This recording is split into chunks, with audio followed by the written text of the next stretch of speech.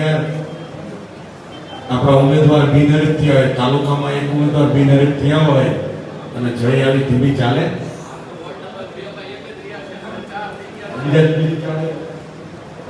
આમ તો સાહેબ આપણા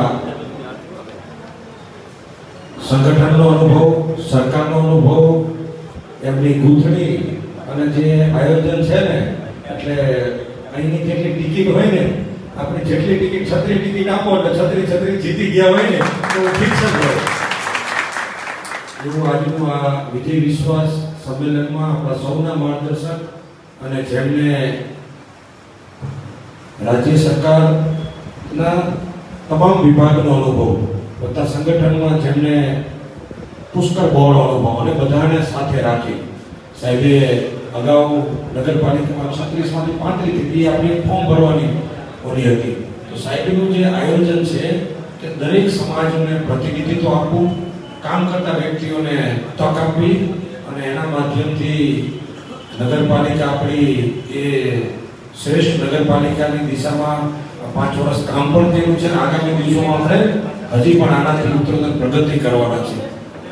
એવા આજના વિજય વિશ્વાસ સંમેલનમાં સાહેબ પછી આપણા નગરપાલિકાના પૂર્વ પ્રમુખ ભાઈ શ્રી કુલદીપસિંહ, સંગઠનના પ્રમુખ નિશાંતભાઈ, નિતુલભાઈ, ભાઈ કેતનભાઈ, બેન શ્રી દર્શનાબેન, સૌ પૂર્વ પ્રમુખશ્રીઓ, ઘનશ્યામભાઈ ઇન્ચાર્જશ્રી અને સૌ પૂર્વ પ્રમુખો, મહામંત્રીશ્રી, પૂર્વ મહામંત્રીશ્રી, સૌ ઉમેદવારશ્રીઓ જે ચૂંટાઈ ગયા છે, એવા સૌ વોર્ડના સદસ્યો અને તાલુકા પંચાયતના ઉમેદવારો, સૌ કાર્યકર્તાઓ.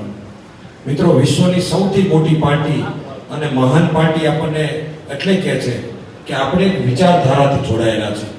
આજે આપણે કન્યાકુમારીથી કાશ્મીરી સુધી 1980માં આપણી ભારતીય જનતા પાર્ટીની આપણી સ્થાપના થઈ અને 84માં આપણી 2 સીટ હતી. એ પછી આપણું કમર ખીલતું આજે 16 કલાઈ ખીલા છે. એવા એક પણ સ્ટેટ નથી. હમણાં ગઈકાલે બિહારના પણ સીએમ એ ભાજપના બન્યા, એટલે 16 રાજ્યોથી વધુમાં આપણા સીએમ છે.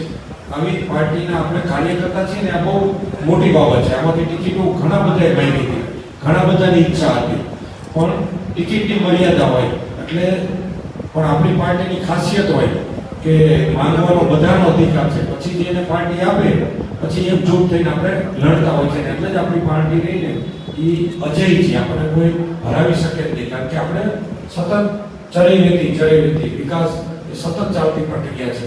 એટલે આપણને આજે સાહેબ આપણને વિશેષમાં માર્ગદર્શન આપવાનું છે.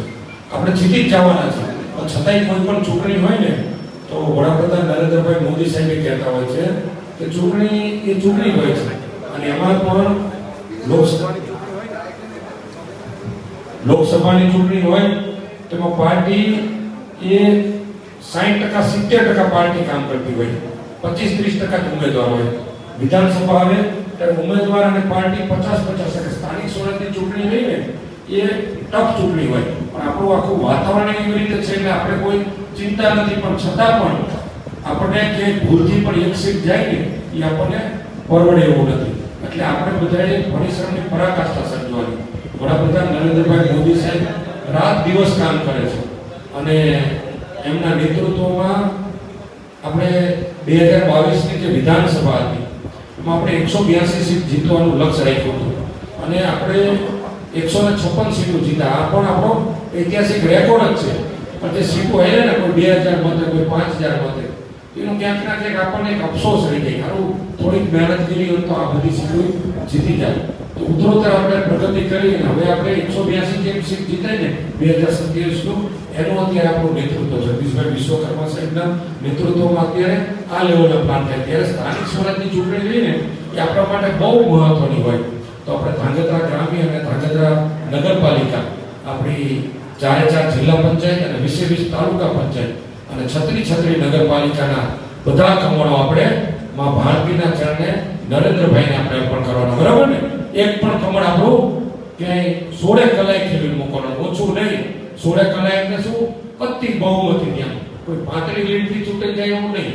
સામેવાળાની ડિપોઝિટ દૂર થાય ને આ લેવલથી આપણે ચૂંટાઈ મોકલવાનું છે. ત્યારે 11 જણા બિનહરીફ થઈ ગયા. બરાબર ને? કોઈ મહેનત નહીં, કાંઈ નહીં, સીધા તમે થઈ ગયા.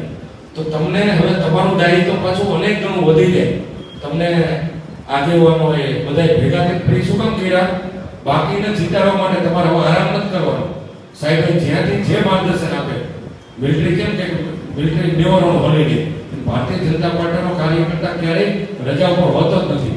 એમાં ચૂંટણી હોય ને ત્યાં લગી તો આપણા માટે બીજું કોઈ કામ જ ન હોવું જોઈએ, આપણને કમળ જ દેખાવું જોઈએ.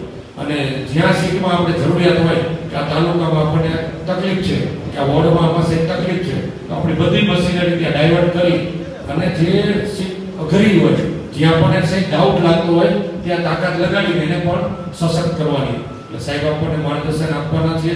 એ મુજબ આપણે આખું ટીમ બનાવી સાહેબ જે ગૂંથણી કરે ને એમાં એટલી પરફેક્શન હશે એટલે આપણે તો જે કંઈક કામ કરવાનું એ રીતે કરી એટલે રિઝલ્ટ આવી જાય. એટલે આને હું મેનેજમેન્ટની ભાષામાં એવું કહું કે કમ્પાઉન્ડર ઇન્જેક્શન મારે ડોક્ટર નહીં મારે, બરાબર?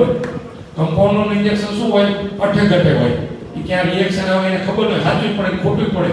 ડોક્ટર ઇન્જેક્શન મારે ને તો એને ખબર હોય કે આનો ઇલાજ આવી રીતે થાય. સાહેબ આપણા ડોક્ટર છે. સાહેબ જે ગૂંથણી કરે ને એમાં પૂરી શ્રદ્ધા આપણે સાહેબ કે કામ ને નામ થાય એટલે એમ જ થઈ જાય.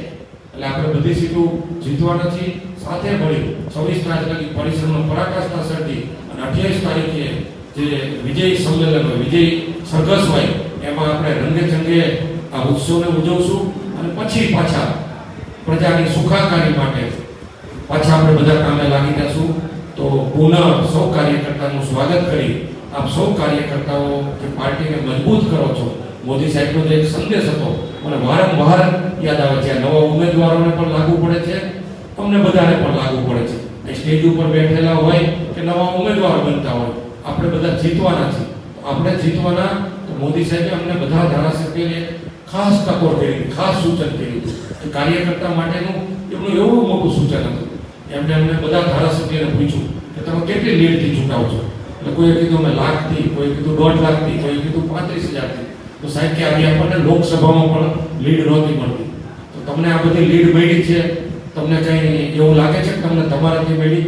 એટલે મેં એક જ અવાજથી બધા ધારાસભ્ય કીધું સાહેબ અમને અમારાથી નહીં, તમારી મહેનત, તમારું વિઝન, તમારો પુરુષાર્થ, તમારી દૂરંદર્શી અને તમે સતત પરિશ્રમ કર્યો છે ને એના માધ્યમથી અમને આટલી તમારી બ્રાન્ડથી અમને આટલી ભક્તિ થઈ. સાહેબ એક જ સેકન્ડમાં તો કે સારી વાત છે, પહેલા ભ્રમમાં નથી, તમે બીજા ભ્રમમાંથી પણ નીકળી જાઓ.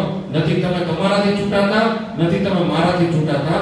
તમે આપણા એવા કેટલાય કાર્યકર્તા છે કે જેને કોઈ સંગઠનનો હોદ્દો કે કોઈ સત્તા તો નથી મળી, પણ મોટા નેતા સાથે ફોટો પણ પાડવા નથી મળ્યો અને છતાંય રાત દિવસ કામ કર્યું છે ને એવા કાર્યકર્તાની મહેનતથી તમે જીતાડો.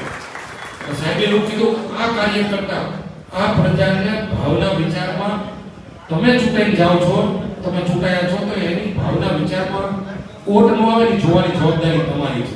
એટલે આપણે બધી પાર્ટીએ ચૂંટણી એક માહોલ છે. હજી પણ એવા કેટલી બધી જગ્યાએ આપણે પહોંચ્યા ન હોય એવા ખરે જવાનું, જેને કોઈ દિવસ આપણે જોડાણ નથી એને જોડવાનું. આજનો આપણો